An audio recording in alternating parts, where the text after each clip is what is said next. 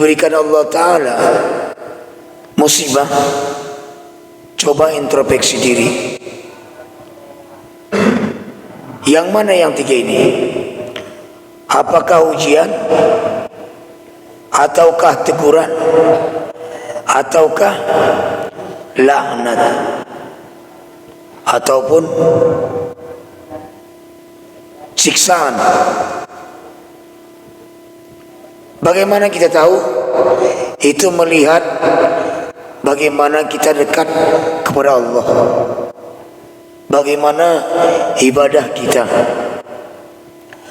Kalau dia ujian, itu biasanya orang yang dekat kepada Allah, ibadahnya yang benar-benar kepada Allah. Sholat 5 waktu udah pasti, yang sunnah udah pasti, ucapan dijaga, langkah kaki dijaga.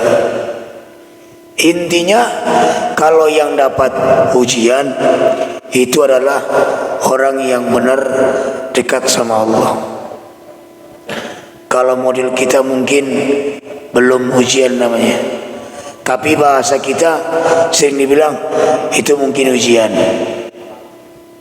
tapi bukan ujian. Kenapa? Biasanya orang yang diuji akan naik kelas.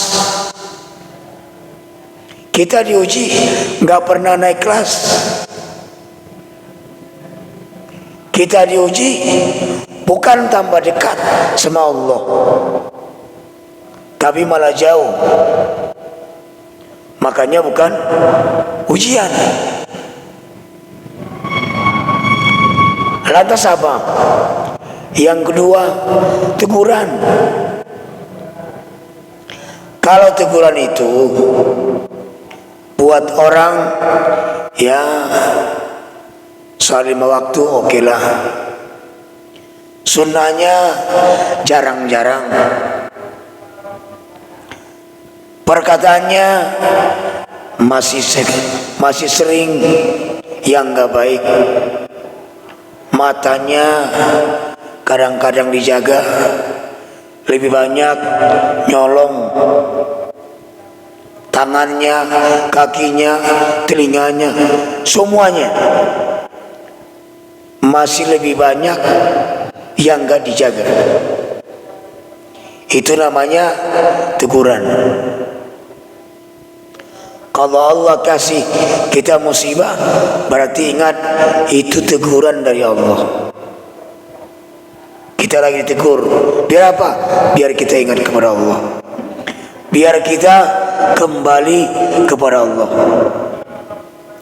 Yang terakhir, laknat, azab.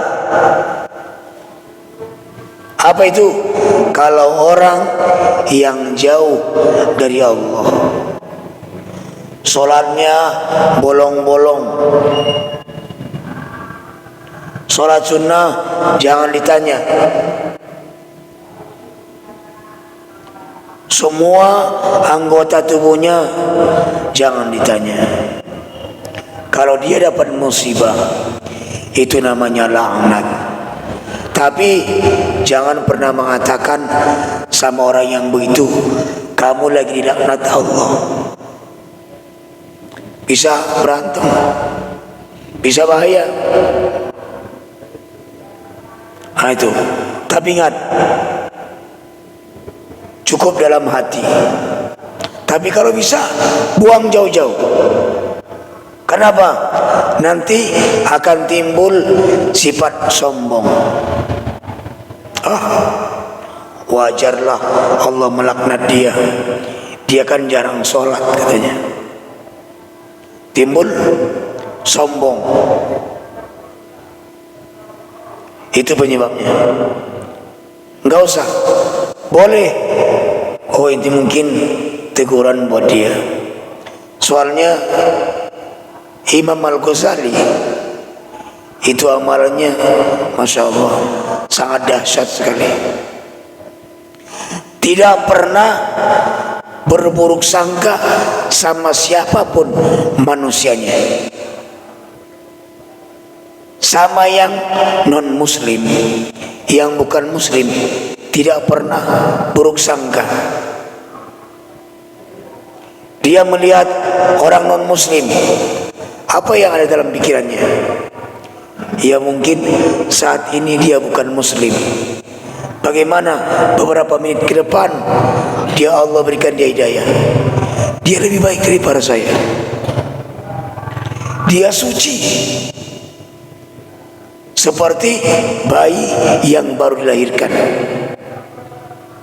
Saya udah puluhan tahun, pasti banyak dosa. Itu Imam Ghazali. Dia ngelihat orang yang tukang maksiat, ya mungkin hari ini dia maksiat, bentar lagi dapat hidayah, dia taubat, lebih dekat kepada Allah. Kita ngelihat yang lebih rendah, sombong.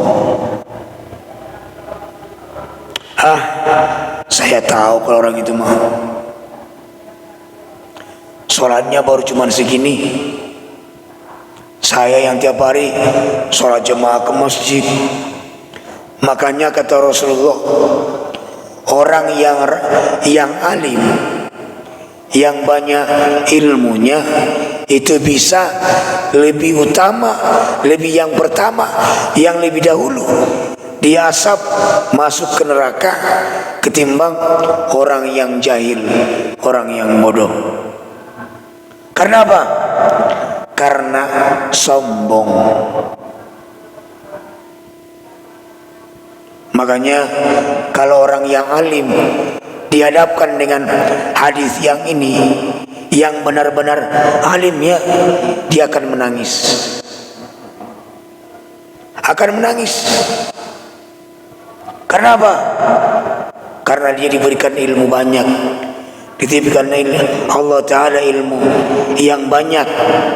Tapi kalau dengan ilmunya dia merasa sombong, ingat, dia yang paling pertama nanti masuk ke neraka Allah. Na'udzubillah.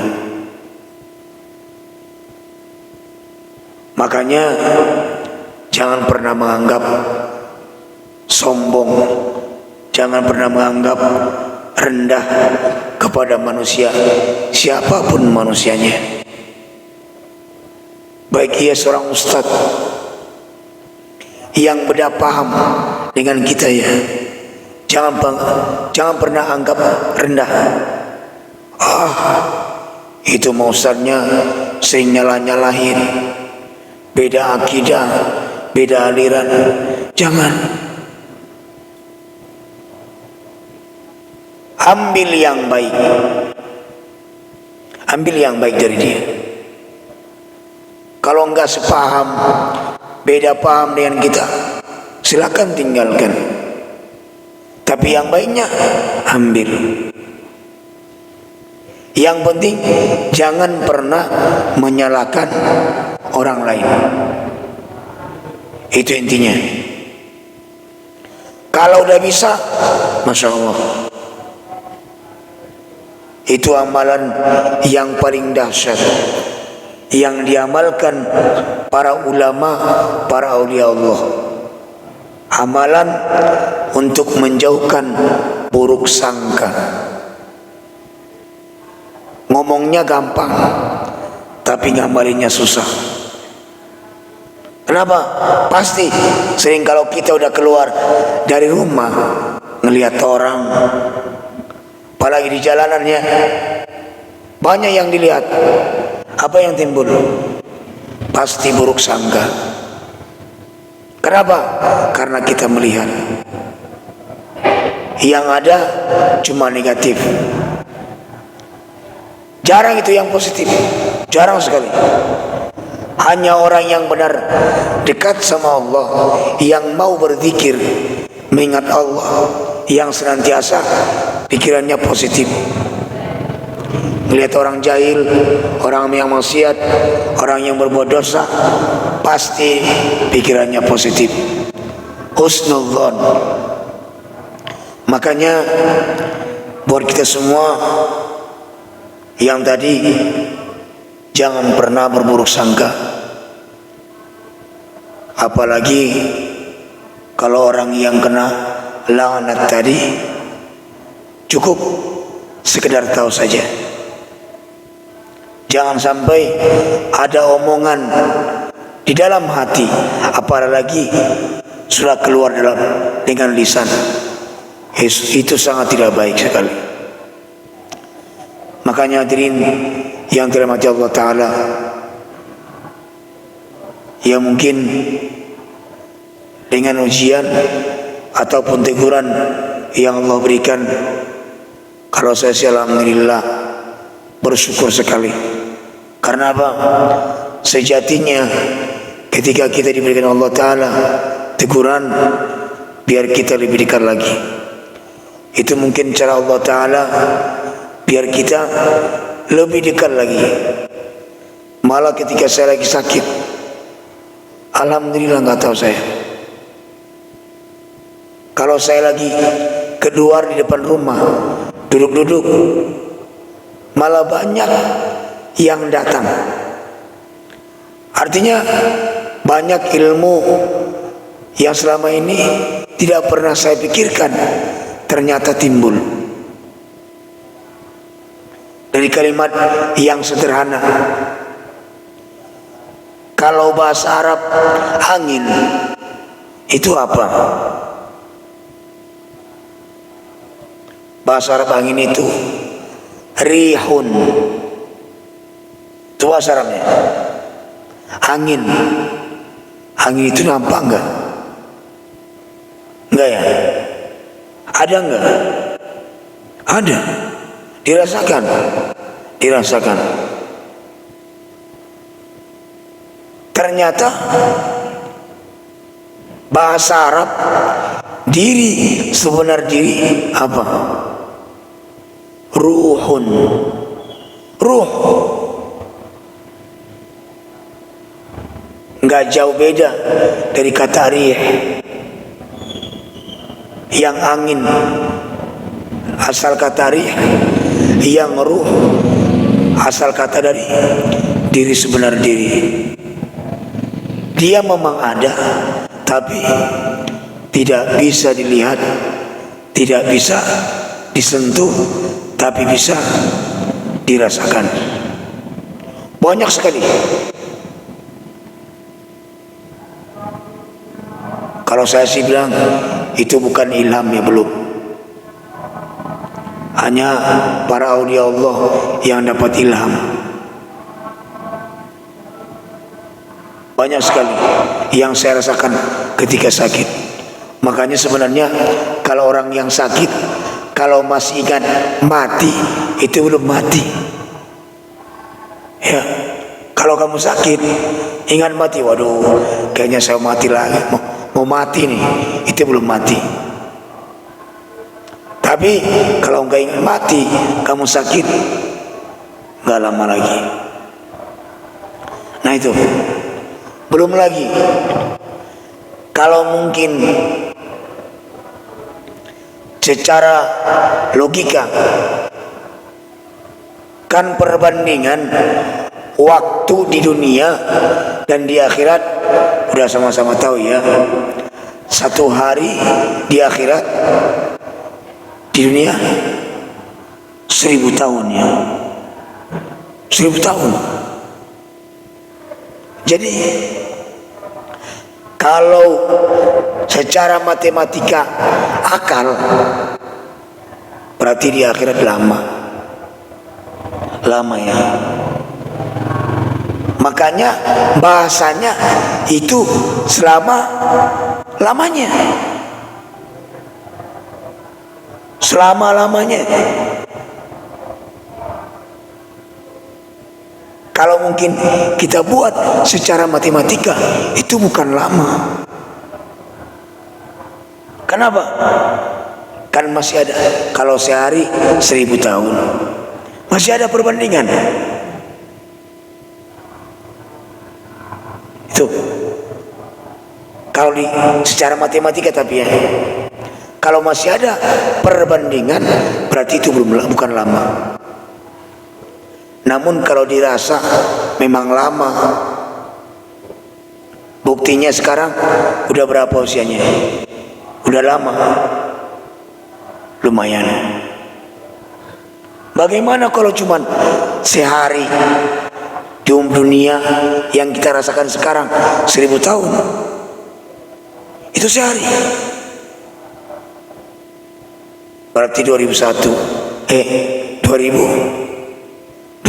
ya sekarang tahunnya.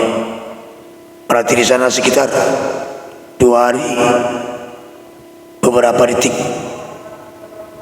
Perumpamaannya itu perumpamaan. Makanya ada juga anugerah ataupun hikmah di balik yang saya rasakan ketika Allah Ta'ala kasih teguran. Makanya ketika kita dikasih teguran sama Allah, bersyukurlah. Kadang-kadang ketika kita diberikan Allah Ta'ala nikmat, kita lupa bersyukur. Ketika dapatkan teguran, sakit, baru kita ingat Allah. Itu sebenarnya nikmat juga. Kenapa?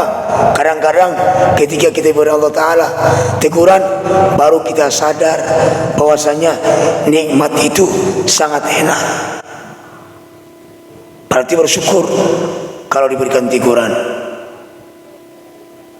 Jangan ngeluh. Nah, hadirin yang dirahmati Allah Ta'ala, karena ini mungkin awal mula kembali kita bertemu. Saya mungkin gak banyak ya, karena sebenarnya kalau pagi Ustaz, kenapa saya belum kesini, belum kuat sama yang dingin? Karena kebetulan kemarin saya itu sebenarnya kata dokter kena paru-paru. Pas di ronsen, ya paru-parunya belum parah sih, masih gejala gitu. Tapi kalau sekarang, kalau malam tidur nggak kuat panas kalau nggak kena kipas. Tapi kalau pagi saya bangun pasti batuk. Kalau sekarang sih alhamdulillah batuknya udah jarang sekali. Kalau kena dingin aja. Kalau pagi mau berangkat sekolah, mandi, habis mandi pasti batuk. Tapi nggak lama, kalau nanti saya minum, alhamdulillah udah. Itu mungkin karena masih dalam tahap pemulihan. Ya, di samping itu kemarin juga saya sama orang pintar ya. Saya ke tempat orang pintar. Ya, masih ada juga yang namanya di zaman, mulai dari zaman Nabi Sulaiman ya. Dari zaman Nabi Sulaiman itu memang sudah ada ilmu santet. Ilmu santet namanya, atau ilmu sihir. Memang dalam Al-Quran juga ada. Apa kata Allah dalam surah Al-Falaq? Wa min syarrin naffatsati fil 'uqad wa min syarri hasidin idza hasada. Jadi awal mula ada santet itu karena dengki, karena iri. Itu awalnya. Pertama saya ke situ, saya itu nggak bisa ngomong. Kita cuman bisik-bisik Ustaz. Bisik-bisik. Ketika saya ke tempat orang yang pintar ini, saya bilangnya orang pintar ya. Kalau orang bilang itu dukun katanya. Kalau saya melihat dia bukan dukun. Akhirnya yang pertama dia pegang saya itu sini. Ini dia, yang ibu jari ini sebelah kanan. Saya langsung menjerit, sakitnya minta ampun. Saya menjerit sampai mengucapin la ilaha illallah. Suara saya seketika keluar. Yang bawa saya ke situ jamaah pengajian saya, semuanya nangis. Seranya nangis terharu karena suara saya keluar lagi. Soalnya selama di jalan sama mereka itu cuman bisik-bisik tetangga. Mereka mau nanya, Ustaz, nanti bla bla bla bla. Saya bilang, ya tenang aja, cuman bisik-bisik. Makanya di rumah sama istri juga gitu, dia udah maklum kalau saya bisik-bisik. Akhirnya pas pertama dipegang tangan saya, alhamdulillah suaranya keluar. Semua pada nangis. Makin diurutnya semakin keluar. Gak kuat saya. Masya Allah, saya bilang, boleh mungkin kita tahu orangnya, tapi jangan pernah dendam. Saya bilang, maaf kalau saya mungkin ya, biarpun saya tahu orangnya, kalau untuk masalah dendam itu tidak pernah diajarin buat saya. Sama kayak ada guru kita dari Yaman, saya lupa namanya, Habib siapa. Dia juga pernah kayak gitu. Kemudian dikasih tahu siapa orangnya, dia malah mendoakan orangnya, ya Allah berikan dia kesehatan. Jamaahnya bilang, Bib kenapa didoain? Dia bilang, terus bagaimana? Seharusnya ngomong doa yang jelek ke. Dia bilang apa? Saya nggak tahu mau ngomong apa. Saya nggak pernah ngomong yang jelek. Itu yang jelek yang menurut saya. Itu dia doakan yang baik. Menurut dia itu yang jelek, mendoakannya kebaikan. Itulah kalau orang yang biasa ngomongin yang baik, jadi nggak bisa ngomongin yang jelek.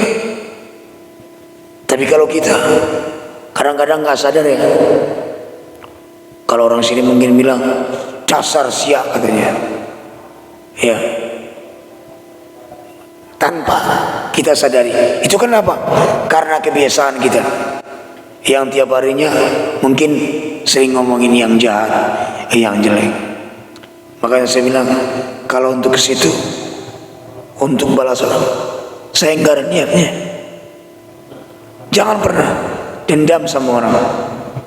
Kita berbuat baik, banyak orang yang enggak suka. Apalagi kita berbuat jahat, lebih banyak orang yang enggak suka kita. Saya bilang, apalah saya ini. Kita flashback, kita kembali melihat para ulama-ulama kita, salafus saleh, yang mereka ketika berdakwah, bagaimana pengorbanannya. Ya, belum lagi Imam Syafi'i ya. Bagaimana Imam Syafi'i pengorbanannya ketika majelis begini, majelis ta'limnya begini, lagi mengajar, selesai ngajar itu udah ada mangkok. Dia duduk di atas bangku, tapi bangkunya dibolongin sedikit. Kenapa? Beliau itu di akhir hayatnya kena penyakit ambeien-nya. Dia selesai ngaji, itu mangkok udah penuh darah. Itu pengorbanannya. Tapi masih tetap mau dakwah. Itu. Maka saya bilang, apalah saya begini, saya ini masih kecil yang Allah berikan. Kalau mereka ulama-ulama kita salafus saleh, ujiannya semakin berat. Jadi kita kadang-kadang baru diberikan Allah Ta'ala sakit kepala, baru sakit kepala ya, ngeluhnya minta ampun.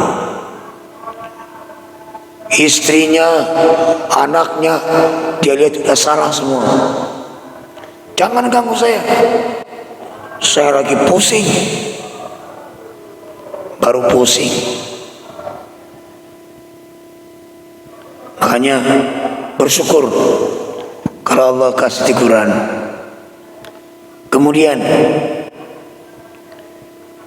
alhamdulillah setelah berobat, kalau sama orang pintar tersebut mungkin cuma 7 kali doang, sekali seminggu ke sana. Selama 7 kali itu alhamdulillah banyak perkembangannya, sehingga terakhir juga kemarin saya ke rumah sakit, di ronsen lagi, alhamdulillah mungkin ada sisa dikit sebelah kanan. Kalau sebelah kiri udah nggak ada lagi gejalanya. Makanya alhamdulillah kesembuhannya semakin membaik. Itu mungkin berkat doa para jamaah semuanya. Kemudian mungkin yang ingin saya kasih sedikit, tapi sebelum ke situ, yang saya rasakan sekarang napasnya nggak panjang lagi, makanya ngomongnya pelan-pelan, nggak kayak kemarin waktu masih napas panjang, masih bisa ngomong lama. Tapi sekarang satu kalimat. Itu yang saya rasakan. Tapi anak kuliah itu udah alhamdulillah sekali. Kemudian mungkin yang mau saya bahas sedikit aja, yaitu tentang masalah kebahagiaannya. Bahagia itu sejatinya di atas dunia ada, tapi sedikit. Kenapa? Karena bahagia itu sejatinya dikekalkan oleh Allah Ta'ala. Selain kata bahagia, ada yang namanya senang. Wah, saya senang sekali ketika saya mendapatkan ini. Senang ya. Bahagia? Enggak. Kenapa? Karena bahagia itu Allah tidak menciptakan di atas dunia. Allah menciptakan bahagia itu nanti di surganya Allah. Kalau senang ada, tapi senang itu paling sebentar. Tapi bahagia itu Allah titipkan hanya sekedar dikit saja. Apa itu? Mungkin udah pernah kita dengar dari guru kita, dari kiai kita, namun saya mengingatkan kembali. Soalnya Al-Quran itu cuma 6.666 ayat, 30 juz, 114 surah. Cuma itu isinya. Kalau kita bolak-balik, cuma itu saja yang dibahas. Namun biarpun itu saja yang dijelaskan oleh para guru kita, kita tidak mampu untuk mengamalkannya. sudah sering diingatkan, tapi semakin banyak lupanya.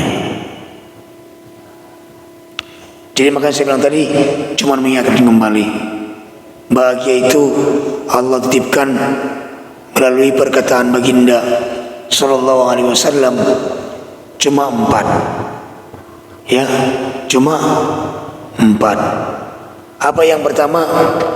Yang pertama, zaujatun solehah.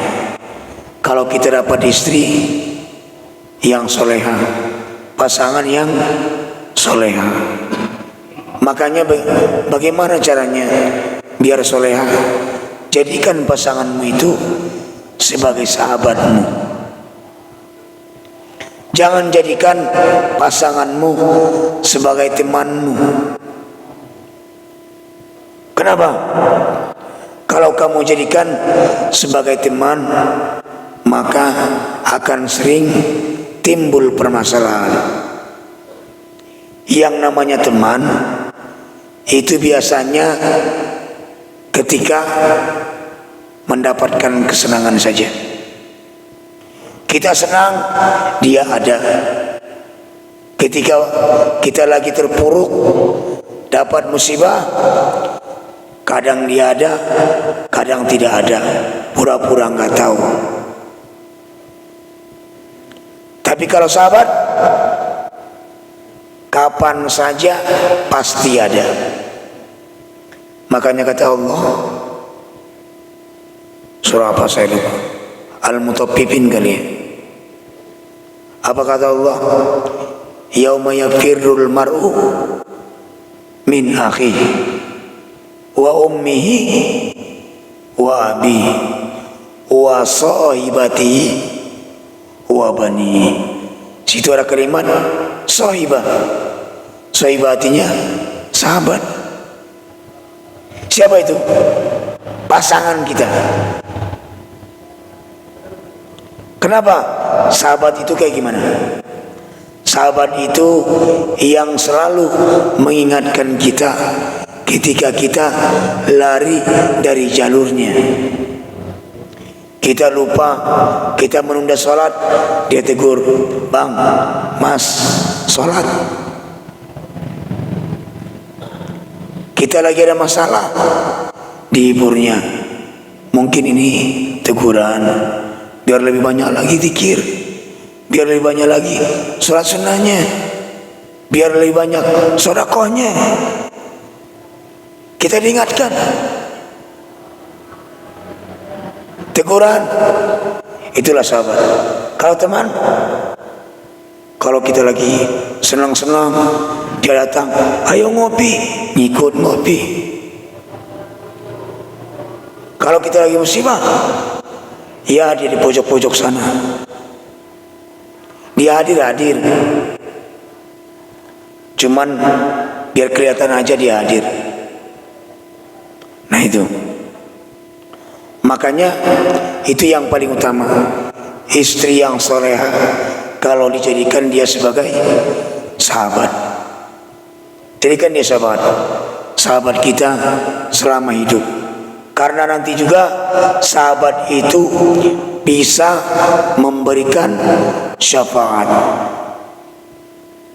Bisa. Yang berikan syafaat berapa orang? Yang pertama Rasulullah ya. Kalau mungkin kayak model kita ini belum tahu nih, belum pasti dapat syafaat dari Rasulullah. Kenapa? Sholawatnya jarang. Ya, sholawatnya masih jauh. Mengikuti Rasulullah masih jauh. Mengamalkan sunnah-sunnah Rasulullah masih jauh. Bagaimana mau dapat syafaat dari Rasulullah? Nah itu. Syafaat yang kedua siapa? Al-Quranul Karim. Ini apa lagi? Ketimbang baca Al-Quran, mendingan lihat status orang. Mana lebih cepat? Iya kan? Nanti nyampe rumah, coba kita lihat gambaran kita sendiri ya. Saya nggak ngomong siapa. Kita dulu nyampe ke rumah, apa yang pertama kita pegang? Iya kan? Pasti Dajjal. Kalau saya sering bilang itu Dajjal, bukan HP. Dajjal, apa arti Dajjal? Perusak. Ya, ingat berarti setiap yang rusak Dajjal berarti ya. Saya nggak ngomong kayak gitu. Pokoknya itu namanya Dajjal. Kenapa? Merusak generasi, merusak manusia. Saya nggak usah ngomong lah. Mungkin udah sering lihat bagaimana sekarang zaman di akhir zaman ini banyak yang rusak. Dia sendiri ketawa-ketawa, dikirain dia khusyuk, ternyata yang dilihat sambil ketawa. Pokoknya semuanya udah punya Dajjal lah. Saya yakin nggak ada di sini yang nggak punya Dajjal. Iya kan? Di rumah berapa? Suami ada, istri ada, anak 3, punya semua. 5 di rumahnya Dajjal. Belum televisinya. Televisi. Sekarang televisi udah banyak yang melupakannya.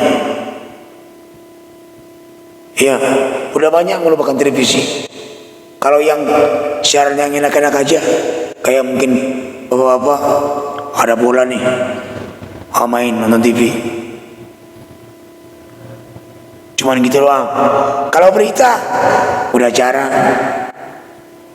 Kenapa? Lebih cepat ngelihat Dajjal. Soalnya kalau di Dajjal itu lihat satu berita yang muncul puluhan berita. Kalau televisi lihat berita nanggung beritanya, datang iklan, bosan katanya. Mendingan buka Dajjal, lihat satu banyak, datang berita ini bla bla bla, semuanya ada. Dilihat, ini ustaznya satu aliran, ditonton terus. Keluar sampingnya yang beda aliran, skip katanya. Kalau bahasa sekarang skip aja, lewatin. Waduh, ini cocok ini, satu aliran. Jangan. Kalau yang mau dilihat, yang benar lihat aja. Kalau nggak benar diucapin, ya tinggalkan. Jangan beda-bedakan, semuanya sama. Itu ya yang pertama, istri soleha, jadikan sahabat. Yang kedua, auladun nabrar, keturunan yang soleha. Kalau kita dapat itu bahagia sekali. Kalau sekarang susah. Kenapa? Orang tuanya aja udah kena Dajjal. Bagaimana mungkin anaknya soleha? Aduh, saya nggak tahu ngomongnya. Anak yang kecil yang belum pandai ngomong, baru bisa jalan, belum bisa jalan, udah dikasih HP, anaknya nangis. Kasih HP-mu. Dikasihlah HP ibunya. Ibunya mau main HP, udah gantian, dikasih HP bapaknya. Yang dilihat apa? Macam-macam. Ya oke lah, ada sebagian dikasih yang ngaji. Ada kan sekarang anak-anak dengar ngaji, ayat kursi, suratul Fatihah. Iya, tapi masalahnya lama kelamaan yang dimasalahkan itu dia megang HP. Nggak bisa diamin kalau nggak megang HP. Pernah nggak bapaknya yang baca ayat Al-Quran? Nggak pernah lagi. Itu yang jadi masalah. Cara mendidiknya bukan langsung dari orang tuanya, tapi melalui Dajjal sendiri. Makanya jangan salah. Nanti kalau anakmu udah gede, dia nggak mau dengerin kamu lagi. Kenapa? Dia lebih dengar yang namanya si Dajjal. Kamu panggil, nah, dia diamin kamu, jangan salah. Kenapa? Karena ketika dulu dia nangis, waktu kecil dia nangis, kamu ngasih apa? Dajjal. Makanya dia lebih dengar Dajjal. HP-nya, Dajjalnya bunyi, langsung diangkat. Halo, kamu panggil. Nah, udah makan belum? Udah sholat belum? Dia pura-pura nggak dengar. Itu karena apa? Karena salah sendiri. Makanya semuanya dari kita. Kalau kita dilihat anak kita sering main Dajjal, mereka pasti ikut. Kalau bisa, kalau sama anak jangan main dulu. Kalau mereka tidur baru. Kalau yang perlu-perlunya bolehlah. Misalnya ada janji sama teman, melihat lokasinya oke. Yang perlu-perlunya aja. Nah itu.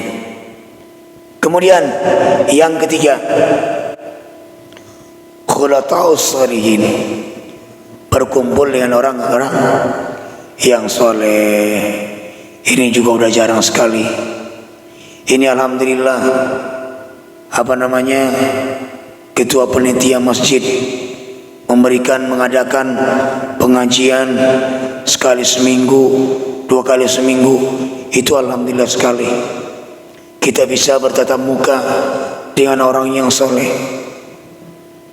Setidaknya inilah yang ketiga juga, apa itu yang mendapatkan syafaat nantinya, memberikan syafaat kepada kita, yaitu orang yang soleh, guru kita. Setidaknya kita pernah berkumpul dengan dia, bisa nanti dia berikan syafaat kepada kita. Ini belum lagi kita silaturahmi. Niat kesini yang pertama apa? Yang pertama mengerjakan kewajibannya, sholat. Yang kedua apa? Belajar ya, ta'lim. Oke. Yang ketiga silaturahim. Silaturahim itu yang pertama pahalanya, silaturahimnya lebih besar pahala silaturahim ketimbang sholat sunnah 1000 rakaat. Pernah sholat 1000 rakaat? Udah pernah? Baru dibilang sholat tarawih, malasnya. Itu baru 23 rakaat. Udah malas, minta ampun. Udah pilih-pilih siapa imamnya. Ini Ustaz Zaib nih, lumayan suaranya bagus. Ya ikutlah sholat tarawih katanya. Nanti Ustaz ini malah lama bacaannya. Iya kan? Mendingan sholat di rumah aja lah. Dia sholat di rumah berapa? 8 rakaat. Singkat, padat. Iya kan? Cepat, tepat. Milih-milih. Itu baru sholat tarawih. Bagaimana kalau 1000 rakaat? Waduh, bisa-bisa kakinya bengkak kali ya. Tapi kalau Anda silaturahmi, silaturahim ke rumah teman, sahabat, apalagi ke rumah guru, apalagi ke majelis taklim. Berapa banyak orang yang kita temui. Itu yang pertama, pahala orang silaturahim. Yang kedua, pahalanya apa? Allah panjangkan, Allah berikan umur yang panjang dan barokah. Tuh manfaatnya.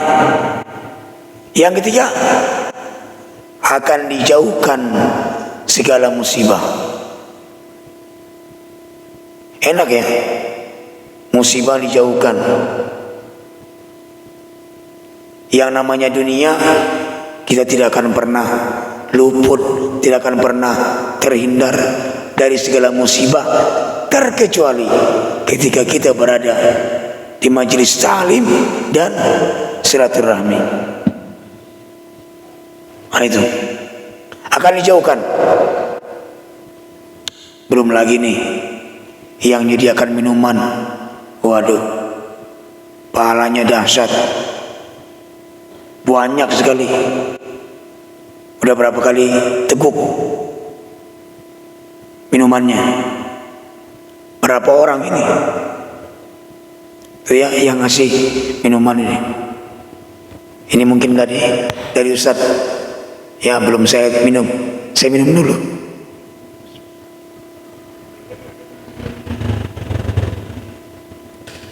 Pahalanya sekali tegukan pahala umroh loh. Iya.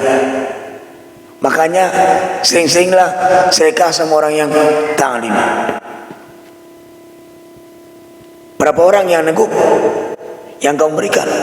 Setiap sekali tegukan pahalanya pahala umroh.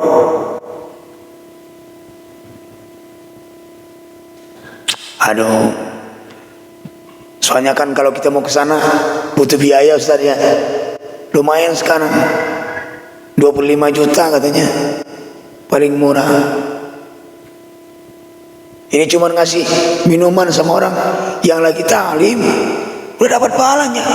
Nggak usah capek-capek ngeluarin biaya. Iya, berapalah apa namanya, pit yang botolan, yang gelasan 20.000. Waduh, cuma 20.000 udah dapat pahala umroh berkali-kali lagi. Kalau nggak percaya, coba aja. Kalau nggak percaya tapi ya, kalau percaya ya terserah. Nah itu banyak sekali namanya. Belum lagi orang yang majelis taklim, pahalanya lebih besar daripada takziah 1000 kali. Takziah berapa kali takziah dalam setahun? Kalau kita buat 1 kali sehari, itu baru berapa? 360 hari. Berarti butuh berapa tahun? 3 tahun lebih baru mencapai mendapatkan pahala takziah 1000 kali. Ini cuma hadir di majelis, dengarin, cuma duduk manis, dapat ilmu, ya kan, dapat minuman, udah dapat pahala 1000 kali takziah. Coba kalau kita takziah, oke lah kalau tetangga, nggak mungkin kan tiap hari tetangga mati, kita punya tetangga sih, kemana dong? Oke, kita buat yang paling dekat ke Cibarusah. Berapa ongkos ke Cibarusah? Kalau naik angkot 5.000 ada. Kita buat 5.000, PP 10.000.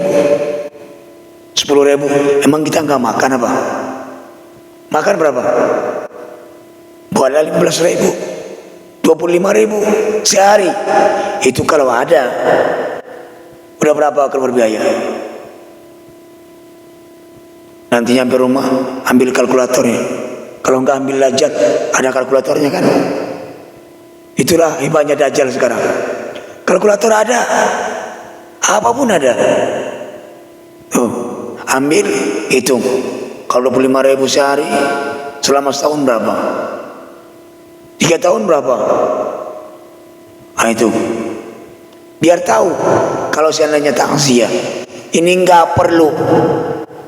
Cuman datang, hadir, dapat ilmu, dapat keberkahan, dapat umur panjang, dijauhkan musibah, dapat para takziah. Cuman datang aja. Enggak diwajibkan kita harus dapat, enggak. Yang diwajibkan cuman hadir. Soalnya menuntut ilmu, hukumnya wajib. Wajib dapat enggak? Enggak wajib. Nah itu. Makanya berkumpul dengan orang yang soleh itu suatu kebahagiaan. Yang terakhir, ayyakuna rizquhu fi biladi, mencari rezeki di negaranya sendiri. Ya alhamdulillah. Kalau lebih baiknya di kampungnya. Kita cari rezeki di kampung kita. Tapi kan kalau sekarang kan karena di kampung juga kerjanya cuma itu aja.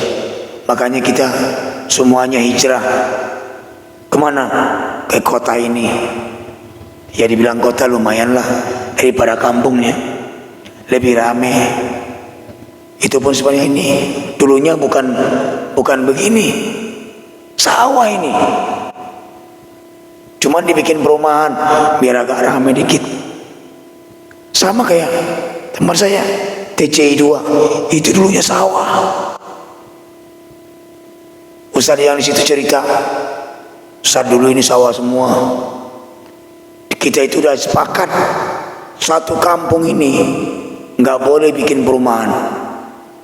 Terus sekarang kenapa jadi perumahan semua? Begitulah Ustaz. Karena kebutuhan yang mendesak. Ya udahlah, saya bilang sekarang gimana Ustaz, enak nggak? Enak juga sih, sekarang makin ramai katanya. Iyalah, syukurin aja. Kita cuman mensyukuri dan menikmati apa yang ada. Kalau semakin ramai ya alhamdulillah. Nah itu dia, kita hijrah ke sini untuk mencari rezeki, mencari atau mengambil. Bilangnya apa? Mencari rezeki atau menjemput rezeki? Hah? Kalau mencari berarti nggak ketemu-ketemu, hilang dong. Gimana mau cari yang hilang? Susah ya. Seharusnya menjemput rezeki. Kita jemput rezeki di sini. Ternyata sebenarnya ya, ketika kita di dalam kandungan, udah isu pesannya. Dikit lagi lah ya, dikit lagi. Soalnya saya masih jauh perjalanan. Habis dari sini saya mau ke Parung, Bogor. Ada orang kita yang ngajak cara maulid di sana. Saya dari tahun kemarin memang udah ditelepon, Ustaz, saya bilang, maaf, saya lagi ada jadwal. Bentrok terus. Akhirnya ini mumpung lagi kosong katanya. Terus saya bilang, belum fit. Pokoknya mau tidak mau, saya harus ke sini katanya. Ya udahlah nanti saya usahakan. Kalau saya telat, jangan harap dimaklumin. Nggak apa-apa katanya. Soalnya acaranya emang zuhur sih, habis zuhur. Tapi kan jalan ke sana kan tahulah ya hari Minggu. Macetnya minta ampun. 2 minggu kemarin saya ngebesan ke sana. Ada saudara sepupu yang nikahan ke sana. Waduh, minta ampun.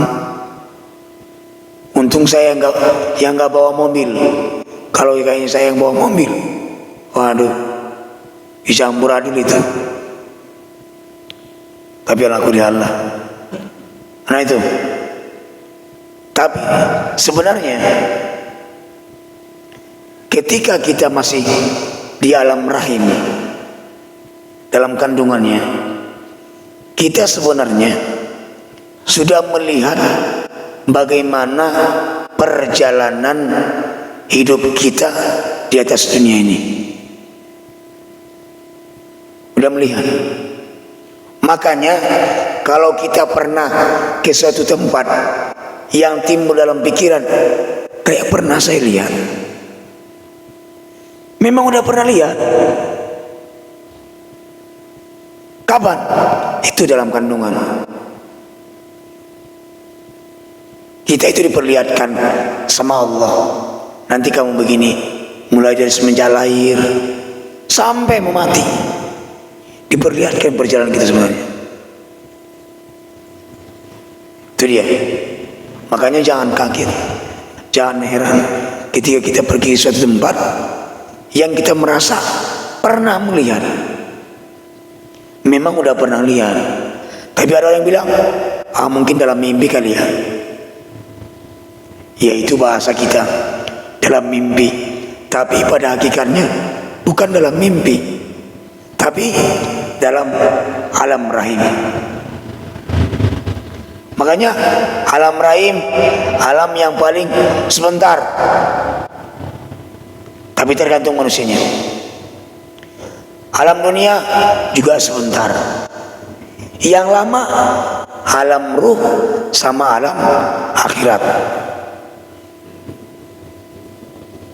Alam rahim, ya ada yang seminggu gugur berpindah alam